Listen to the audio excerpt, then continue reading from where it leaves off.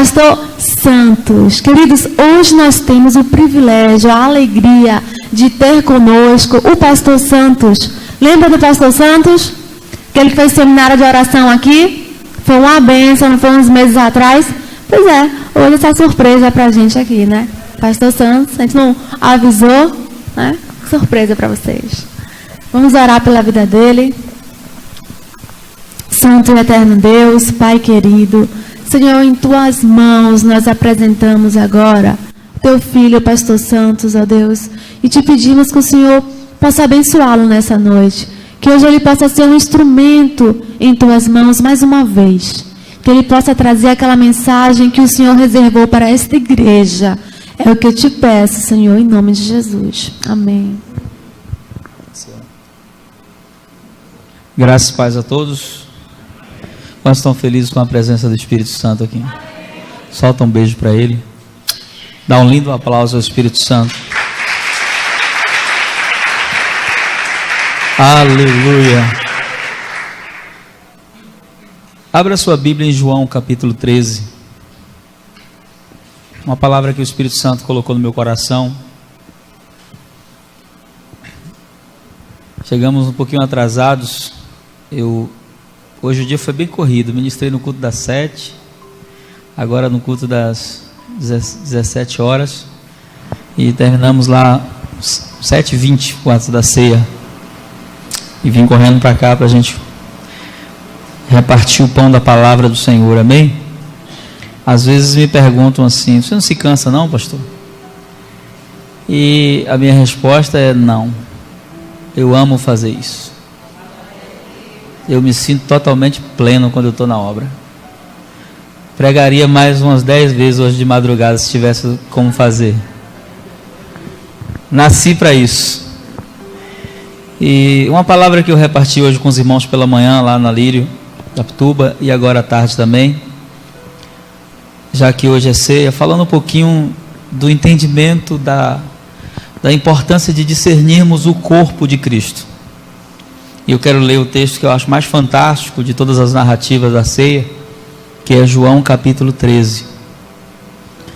Assim, pouco antes da festa da Páscoa, sabendo Jesus que havia chegado o tempo de Deus, em que partiria deste mundo e iria para o Pai, tendo amado os seus que estavam no mundo, amou-os até o fim. Durante o final da ceia, quando já o diabo incutira no coração de Judas Iscariotes, filho de Simão, que deveria trair Jesus, sabendo Jesus que o Pai lhe outorgara poder sobre tudo o que existe, e que viera de Deus e estava retornando a Deus, levantou-se da mesa, tirou a capa e colocou uma toalha em volta da cintura. Em seguida derramou água em uma bacia e começou a lavar os pés dos discípulos e a enxugá-los com a toalha que estava em sua cintura. Aproximou-se de Simão Pedro, que lhe disse: Senhor, vais-me lavar os pés? Respondeu-lhe Jesus: o que faço agora não podes compreender, todavia o compreenderás mais tarde. Disse-lhe Pedro: Senhor, jamais me lavarás os pés. Ao que Jesus lhe advertiu: se eu não lavar os teus pés, tu não terás parte comigo.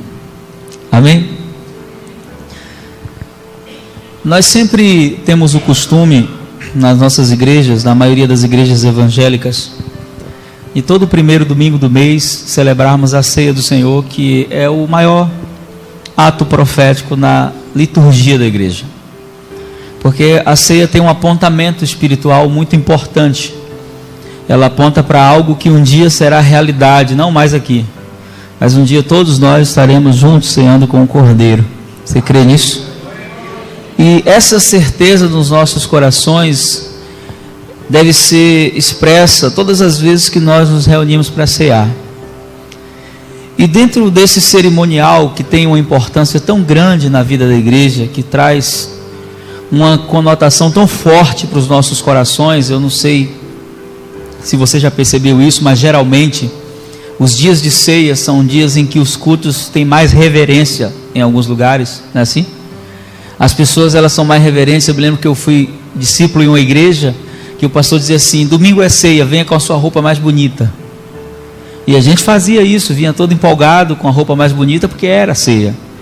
Então, uma reverência em torno do cerimonial, que é a Santa Ceia, e que em muitos lugares é levado a sério, a ponto de que algumas pessoas, por terem pecado naquela semana, elas nem participam da ceia. E por aí vai. E o cerimonial ganhou tanta força na igreja, que hoje é tido como algo que, se não acontecer, a gente fica chateado com o pastor, porque esqueceu. O pastor só não vai fazer mais ceia, como é que é esse negócio? E criou raízes, tomou sentido. E quando nós olhamos para o dia da igreja, o dia da ceia, a gente entende que tem um significado que é muito mais profundo do que aquele que conseguimos entender como igreja. E Paulo, falando sobre isso em 1 Coríntios capítulo 11, ele diz que se a pessoa não sabe discernir o corpo de Cristo, ela não deve participar da ceia. E nós, sempre que lemos esse texto, nós pegamos a palavra como se esse discernir falasse sobre o ato em si.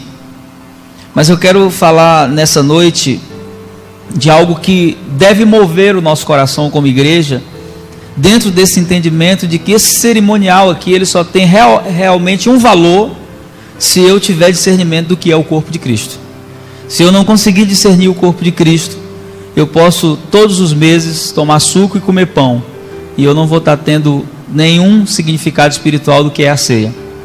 E muita gente, infelizmente, não consegue entender isso. E essa parte é a parte mais forte. Por quê? Porque Jesus, ele tem uma trajetória de 3 anos e meio com seus discípulos. Mas essa parte da vida de Jesus, que já são horas antes dele ser entregue, dele ser traído, Jesus, ele faz algo que ele queria que ficasse marcado no coração dos discípulos. Aqueles homens, eles puderam vivenciar na presença de Jesus milagres que todos nós aqui queríamos ver. Tem coisas que não foram escritas. João disse que se fosse escrito tudo que Jesus fez, os livros da terra, os lugares da terra não seriam suficientes para tantos livros. Então tem muita coisa que eles viram, que eles ouviram, que eles presenciaram, mas Jesus queria deixar algo no coração deles, na sua ceia de despedida com eles, que marcasse eles profundamente, a ponto de que a caminhada deles fosse influenciada por essa ação. Por isso ele diz para Pedro: você não vai entender agora o que está acontecendo, mas mais tarde você vai entender. E essa ceia que Jesus faz no momento oportuno da vida dele, João vai dizer que ele sabia que havia chegado o seu momento de passar desse projeto que havia se fechado para o tempo que o Pai tinha estabelecido. Então o que ele faz? João começa o seu texto dizendo que Jesus, tendo amado os seus que estavam no mundo, amou-os até o fim. Amou até quando? Diga para o seu irmão assim: o seu amor não pode ter prazo de validade. Amém? Ele amou até quando? Até ser traído? Não. Até ser negado? Ele amou até o fim.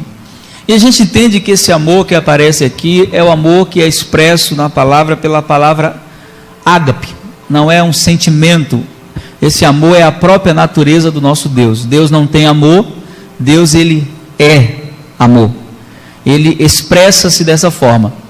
Então Jesus começa aqui, João destaca essa questão do amor. Por quê?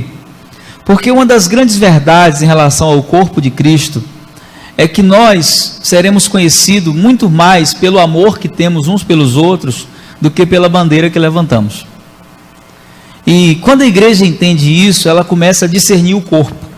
Quando a igreja começa a viver esse amor que Jesus viveu, quando a igreja começa a ter a experiência que Jesus teve desse amor, ela começa a viver realmente o verdadeiro evangelho. Então esse amor aqui, muito mais do que um sentimento que eu tenho por você, ele é parte da natureza de Deus em minha vida. Romanos 5, versículo 5 vai dizer que o Espírito Santo já derramou o amor de Deus no seu coração, amém? Então vira para o seu irmão e diz: esse amor já está aí. E esse amor, ele não é um sentimento em si. Esse amor, na verdade, é uma ação relacional que Deus tem conosco. como Deus me ama? O coração de Deus não bate acelerado por mim. Ele me ama porque a natureza dele é me amar. E João expressa isso no versículo mais famoso de toda a história da Bíblia, que é João 3, versículo 16, que diz: Deus amou o mundo de uma tal que ele fez o quê? Ele deu o seu Filho. Então a expressão maior desse amor é o próprio Cristo, o próprio Jesus. Ele é a expressão maior. Só que quando nós começamos a analisar isso, esse amor, nós vamos descobrir que esse amor em nós, derramado em nosso coração, ele deve provocar uma resposta. Ele deve ter um resultado que não se move somente assim. A cruz, ela tem uma haste que vai assim, e a gente pode aplicar João 3,16 a ela, né? Deus amou o mundo, mas ela tem uma haste que vai assim, e vai de forma horizontal. E aí, quando nós vamos ler a palavra em 1ª Epístola de João, capítulo 3, versículo 16, abra sua Bíblia só um momentinho. 1 João 3,16. Abre aí.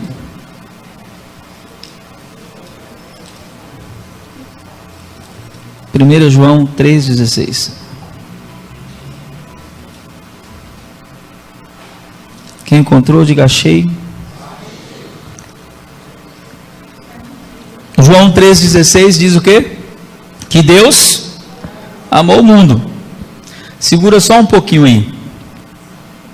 Só um pouquinho. Essa expressão de amor já foi manifesta em Jesus, amém? E nessa manifestação, a resposta que Deus espera de nós se encontra aqui. Deus me amou, e aí o versículo 16, João diz assim: nisto conhecemos todo o significado do amor. Algumas versões dizem assim: nisso conhecemos o amor. Eu queria que você substituísse a palavra amor aí por Deus. Nisto conhecemos Deus, ou na minha versão, todo o significado de Deus. E como é que conhecemos Deus? Conhecemos no fato de que Cristo deu a sua vida por nós. E o que essa ação deve provocar em mim? Devemos dar a vida por nossos irmãos. Pergunta para o seu irmão assim: você crê que isso é verdade? Eu creio, pastor. Quantos creem? É fácil viver isso? Não é. Mas é uma realidade espiritual que precisa ser experienciada. Mas ela só é possível quando nós passamos a ter a atitude de Jesus, a postura dele. Jesus sabia que Judas iria traí-lo, mas mesmo sabendo, Jesus se comporta de acordo com a natureza dele. Ele não cede a essa tentação de responder a Judas de acordo com o que ele estava fazendo. Então, quando nós olhamos para Jesus e a expressão de João dizendo que Jesus amou os seus que estavam no mundo e amou-os até o fim, Jesus estava decidido no seu coração a amar, independente da resposta que ele fosse ter dos discípulos. E esse tem que ser o nosso pensamento. Nós temos que estar decididos a amar, independente da resposta. Ah, pastor, mas todo amor quer uma resposta. Aí eu vou dizer para você o que Paulo disse em Coríntios: se o amor realmente é praticado, ele sempre vai ter uma resposta. Vai ser sempre respondido, porque o amor nunca falha. Você está aqui hoje, você é uma resposta do amor de Deus à humanidade. Você entregou sua vida para Jesus, então você é uma prova de que o amor vale a pena. Amém? Só que é da mesma forma que fomos amados que nós precisamos experienciar esse amor. E aí João acrescenta algo, ele diz que Jesus amou os seus que estavam no mundo. Por que ele usa essa expressão? Porque Jesus não amava pessoas imaginárias. Jesus amava pessoas reais. E as pessoas que estão no mundo, olha para esse irmão aí, dá uma olhadinha nele. Ele é alguém que está no mundo, amém? Pessoas que estão no mundo são pessoas que têm falhas. Pessoas que estão no mundo são pessoas que nos irritam, são pessoas que traem, são pessoas que decepcionam, são pessoas que falham. Mas Jesus, é como se Jesus estivesse dizendo assim: eu estou amando independente da resposta que essas pessoas poderiam me dar, e não seria surpresa nenhuma resposta, porque Jesus já conhecia o homem, é o que vai dizer o texto. Então, quando eu olho para essa palavra, eu vou entender que eu tenho uma responsabilidade pessoal no meu relacionamento com Deus, amém? Mas eu tenho uma responsabilidade corporativa. Você sabe qual é o maior problema dos nossos dias em relação à igreja? É que a maioria das pessoas que estão fora da igreja hoje, elas não estão fora porque elas cometeram um pecado. A maioria das pessoas que estão fora da igreja hoje, elas estão fora porque elas foram machucadas na igreja. O movimento que mais cresce hoje no Brasil é o movimento do sem igreja. Não estou falando de desviados. Eu estou falando de pessoas que se dizem cristãs, mas que não querem congregar em lugar nenhum. E quando você vai ouvir, eu conheço muitas, todas elas estão feridas. E por um motivo simples. A maioria das pessoas que permanecem na igreja, muitas ainda feridas, e muitos dos líderes que estão dentro da igreja não têm ainda um discernimento do corpo. Porque quando eu tenho discernimento do corpo, eu não tenho a intenção de te machucar nunca. Porque todas as vezes que eu te machucar, eu estou me machucando também.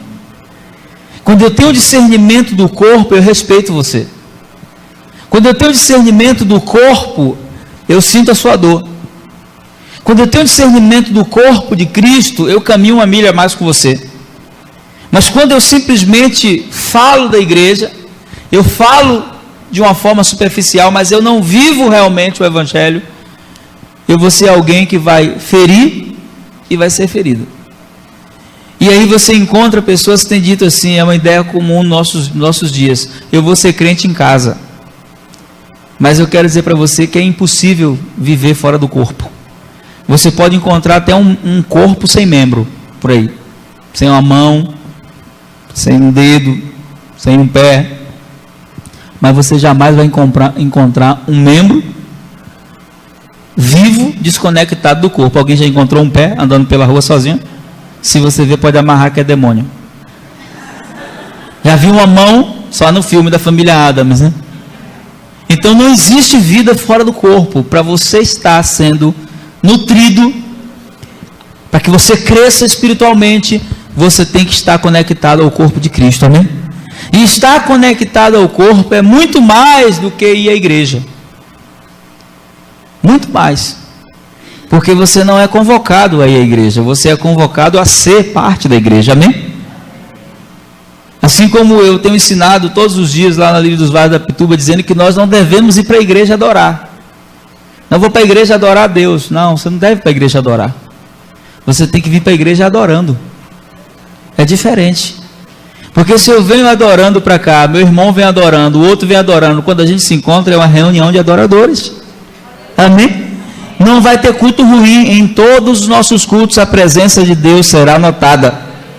Mas a maioria das pessoas, por não ter esse discernimento, joga a responsabilidade nas costas dos músicos.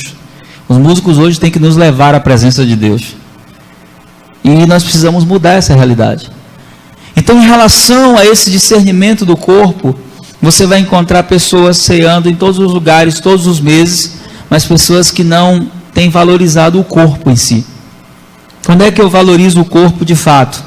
Quando eu começo a ser alguém que tem uma postura parecida com a de Jesus. Quando eu começo a ser alguém que tem uma postura igual a de Jesus. Alguém que conhece a si mesmo, sabe qual é a sua missão, sabe qual é o seu projeto, mas alguém que compartilha isso com outras pessoas. E aí, um fato interessante em relação a isso, queridos. Às vezes nós somos muito religiosos. A gente participa, a gente valoriza mais esses ingredientes aqui e tem maior reverência por eles do que pelo irmão. A gente tem um respeito pelo cerimonial, mas pouco respeito aos irmãos. Então nós não discernimos o corpo. Eu começo a discernir o corpo de fato quando eu entendo que você é parte de mim, amém? E de que eu preciso de você para caminhar na fé, eu não consigo caminhar só. E Jesus gerou essa dependência em nós somos dependentes uns dos outros para caminhar na fé. E quando começamos a entender isso, a ceia deixa de ser apenas um cerimonial, ela passa a ser algo que acontece todos os dias da minha vida. Que não é apenas algo que eu vou fazer no primeiro domingo do mês, eu vivo a ceia nos meus relacionamentos, eu respeito o sangue de Jesus na sua vida. Quando eu olho para você, que você me irrita, que eu fico com vontade de te agredir, eu vou lembrar que você tem o sangue de Jesus na sua vida, e aí eu posso até não respeitar você, mas eu tenho que respeitar o sangue que te comprou. E quando nós começamos a discernir isso, nós começamos a crescer nos nossos relacionamentos. Mas as pessoas na igreja, elas olham tudo antes de olhar para o sangue. Elas olham tudo antes de olhar para a cruz. E nós temos que mudar a nossa visão, porque senão a gente vai se tornar pessoas religiosas. E você sabe que religião é pior do que demônio. Porque demônio você expulsa. E religioso, para você libertar, meu irmão, é um negócio terrível. E muita gente faz isso. Vive a vida inteira na igreja, machucando pessoas, não tem compromisso com o corpo, não está ligado ao projeto de Deus para a localidade dele, mas no dia da ceia, ele é alguém totalmente irreverente. E essa reverência Deus descarta, porque isso aqui só tem sentido se eu tiver aliança com você. Isso aqui só tem sentido se nós tivermos aliança uns com os outros. E Jesus, para provar o significado disso aqui, porque Jesus tinha o costume de comer com seus discípulos, mas esse dia foi especial. Jesus queria fazer algo, queria marcá-los para sempre. Era costume, ao chegar na casa de alguém que tivesse dinheiro, ser recebido já na porta por um escravo. E esse escravo, ele tinha a responsabilidade de lavar os pés dos visitantes. Os estudiosos bíblicos dizem que essa ceia aconteceu na casa de Maria, mãe de Marcos. Alguém que era muito rica e uma das mulheres que seguiam Jesus. Mas nesse dia, com certeza, Jesus de propósito disse para Maria assim: olha, libera o escravo, dá folga para ele hoje. E aí Jesus vem com os discípulos, entram, não tem escravo para recebê-los, para lavar os pés deles. E eles entram e a postura estranha, tinha que ter um escravo aqui, não tem. Eles sentam, participam da ceia com os pés sujos, da poeira do caminho, mas também não há disposição no coração de nenhum deles de fazer algo. Eles ficam ali na deles. E Jesus começa a cear. De repente, antes de terminar a ceia, Jesus resolve fazer algo. Ele se levanta, tira o seu talite, coloca no canto, pega a toalha, pega a bacia e ele se inclina diante dos discípulos e começa a lavar os pés deles. Nós lemos nos relatos bíblicos, você vai encontrar sempre todos os anjos, arcanjos, todos eles se prostrando diante do Deus Todo-Poderoso. É assim ou não é? A Bíblia diz que todo joelho há de se dobrar e toda língua há de confessar. Mas nesse momento acontece o inverso. Deus se dobra diante de um homem, a pessoa de Jesus, e lava os pés daquele homem. E quando ele começa a fazer isso, que ele chega em Pedro dissipa. Pedro tenta fazer o que Jesus fez com João Batista, né? O João Batista disse para Jesus: não, eu que tenho que ser batizado. Pedro: não, senhor, você não vai lavar os meus pés. Se eu não lavar os teus pés, você não tem? Você sabe como é que a igreja aplica isso hoje? Se você não lavar os meus pés, você não tem parte comigo. A igreja inverteu isso. Eu digo assim para Diogo: se você não lavar meus pés, você não tem parte comigo. Mas Jesus não ensinou isso. Jesus disse que se eu quero ter aliança com você, eu tenho que estar disposto a lavar os seus pés. Que se eu quero ter aliança com você, eu tenho que estar disposto a te servir. Esse foi o princípio que Jesus ensinou. Mas hoje foi invertido pelos pastores. Foi invertido por nós. Queremos entrar em relacionamento onde as pessoas estão dispostas a lavar os nossos pés. Mas Jesus está nos convidando a entrar em relacionamentos onde nós estejamos dispostos a lavar os pés das pessoas. E onde nós estejamos dispostos a ser o servo. Porque se você tomar esse caminho, eu quero dizer para você que esse é o caminho da exaltação. Parece um caminho de humilhação, mas o caminho que Jesus tomou fez com que ele se tornasse quem ele é hoje. O nome que ele recebeu, que está acima de todo nome, ele recebeu porque ele teve essa postura. Então, quando nós começamos a entender isso, queridos, nós vamos entender que os nossos relacionamentos têm que ser baseados nesse princípio aqui. Mas a gente inverteu as coisas hoje. Você quer ter aliança comigo? Então o que você pode me dar? O que você pode fazer por mim? A pergunta tem que ser o inverso. O que eu posso fazer por você, querido? Como eu posso te servir? Porque na igreja de Jesus, irmãos, nós temos que entender que a porta é igual para todo mundo. Amém?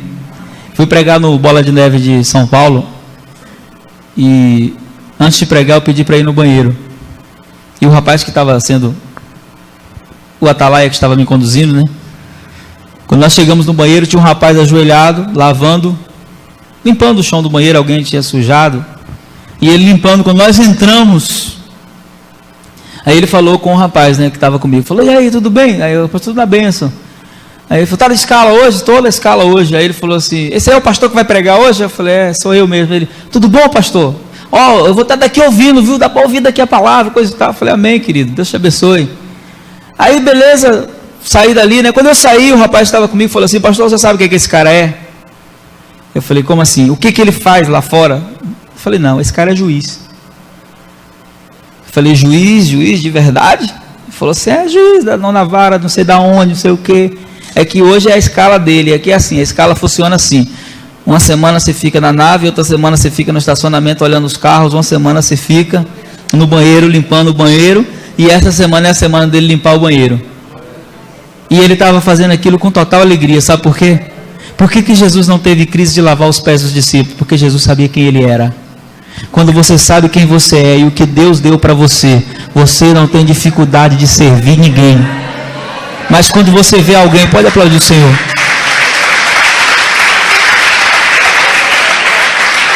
Quando você vê alguém que tenta oprimir as pessoas, que tenta coagir as pessoas, essa pessoa não sabe quem é, não tem identidade, não sabe o que recebeu de Deus, por isso quer manter o que tem na força.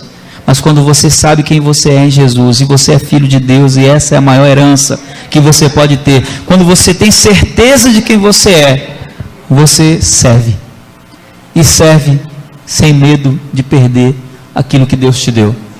Por isso Jesus, o texto vai dizer que ele sabia o que o Pai havia colocado nas mãos dele. Existe algo que Deus reservou só para você, querido, ninguém vai tomar.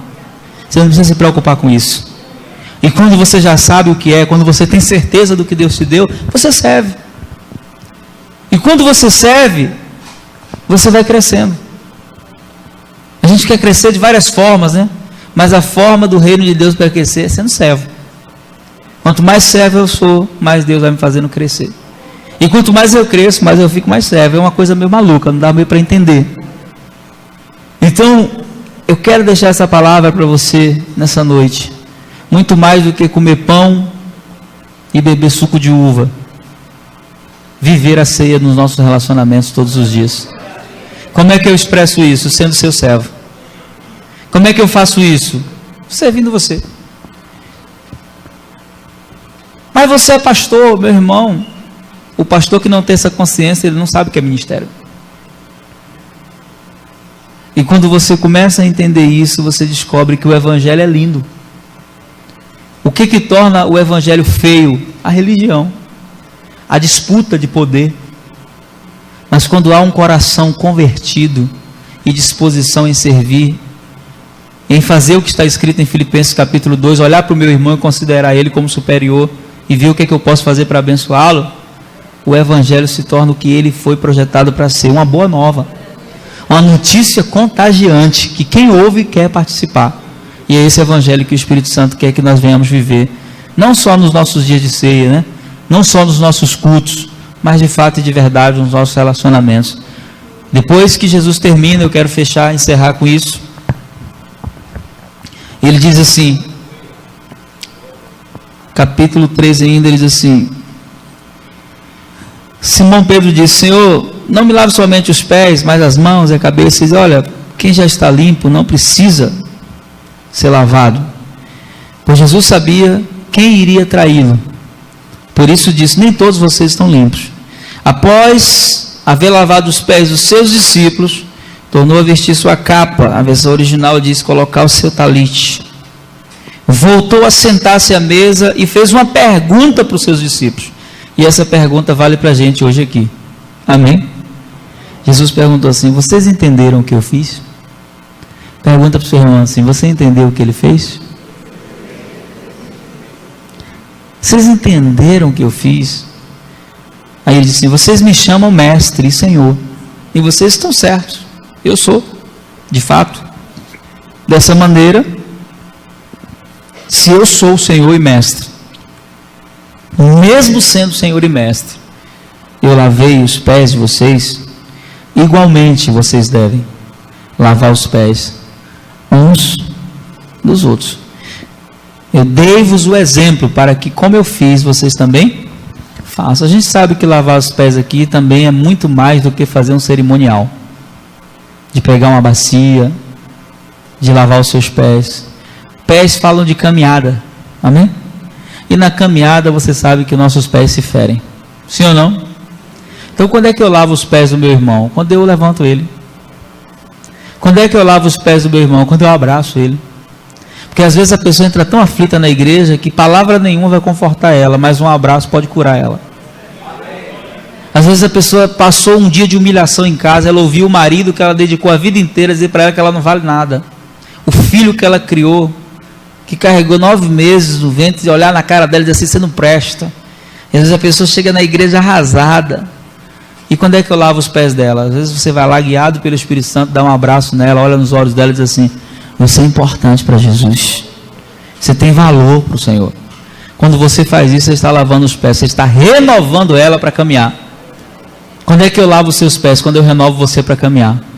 E essa é uma função que não é uma função do pastor, essa é uma função de todos que são discípulos. Você é discípulo? Então a nossa função é renovar os nossos irmãos para caminhar. É lavar os pés deles, é quando vê o irmão desanimado, ao invés de jogar pedra, de criticar, chegar para ele e dizer assim, meu amado, vamos lá, eu estou contigo e Deus está com a gente, então vamos nessa. Quando você gera esse coração, ninguém pode parar uma igreja dessa. Ninguém pode segurar uma igreja que entende esse princípio. Era isso que os irmãos viviam em Atos 2,42, a comunhão deles era o maior instrumento de evangelismo que eles tinham. E que a nossa comunhão se torne o nosso maior instrumento de evangelismo.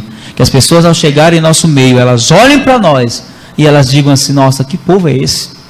Porque Jesus disse que assim nós seríamos conhecidos como discípulos dele. Amém? Pode dar um aplauso ao Senhor.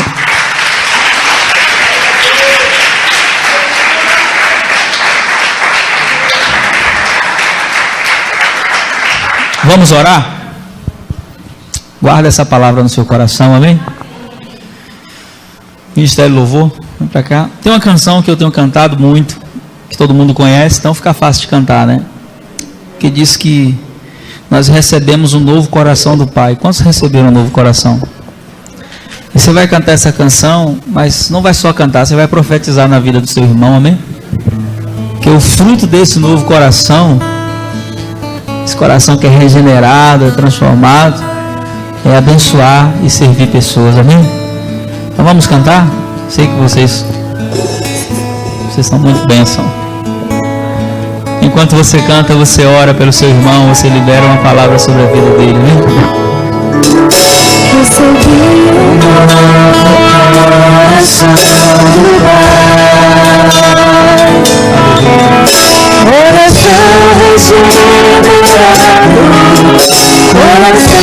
Ministra a vida do seu irmão essa noite. Coração que inspirado por Jesus. Qual é o fruto desse coração? Como fruto desse novo coração. Olha para o teu irmão e diga para ele assim, eu declaro a paz de Cristo. Te abençoo, meu irmão. Preciosa é a nossa comunhão. Vamos declarar isso. Somos corpo e assim bem ajustados, totalmente ligados, unidos, vivendo em amor. Uma família sem qualquer falsidade.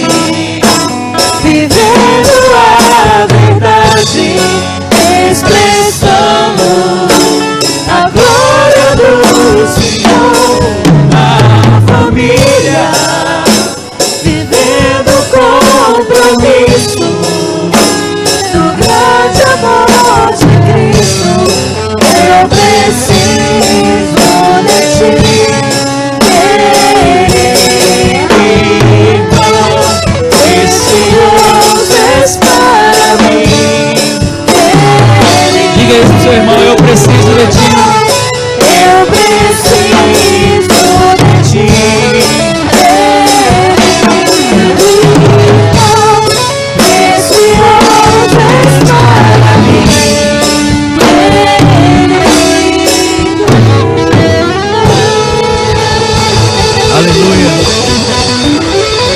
Aleluia. Pega na mão desse irmão, nós vamos orar nesse momento. Senhor, nós queremos receber essa palavra, Senhor, como uma exortação do Teu Espírito Santo, para analisarmos a nossa caminhada, a nossa trajetória contigo, e o propósito para o qual fomos comprados pelo Teu sangue, Senhor. Não fomos comprados pelo Teu sangue, Pai, somente para sermos salvos, mas para mostrarmos que o Teu projeto não falhou lá no Éden. O Senhor tem uma família na terra, Senhor. Essa família, Senhor, de filhos semelhantes a Jesus, comprados com o sangue dele, para viver a vida que ele viveu. Ele morreu a nossa morte, para que nós pudéssemos viver a vida dele. Senhor, eu quero profetizar sobre essa igreja, que possamos ter esse coração aliançado, esse coração disposto a servir, esse coração disposto a viver o evangelho do reino de Deus, o evangelho, Senhor, que não decepciona, não gera frustração. Que nossos corações estejam dilatados, Pai, para o serviço, para a obediência, para a comunhão, para vivermos, Senhor, a ceia todos os dias nos nossos relacionamentos, que possamos respeitar o corpo de Jesus, que possamos respeitar o sangue de Jesus, que possamos respeitar o preço que foi pago, para que possamos viver realmente a plenitude da Tua palavra. Senhor, que os nossos corações sejam constrangidos e comovidos pelo Teu Espírito Santo, para que possamos experienciar a verdade da Tua palavra diariamente nos nossos relacionamentos, por onde passarmos, que possamos ser a expressão da Tua vontade e do Teu caráter, da Tua santidade, assim como Jesus foi, nós queremos ser. E que o nome de Jesus seja glorificado em tudo o que fizermos, Pai. É o que Te pedimos nessa noite, Pai, no nome dEle, Jesus, nosso modelo, nosso padrão, o primogênito entre muitos irmãos. Nós agradecemos a Ti nessa noite. Amém. Dê um aplauso bem forte a Ele.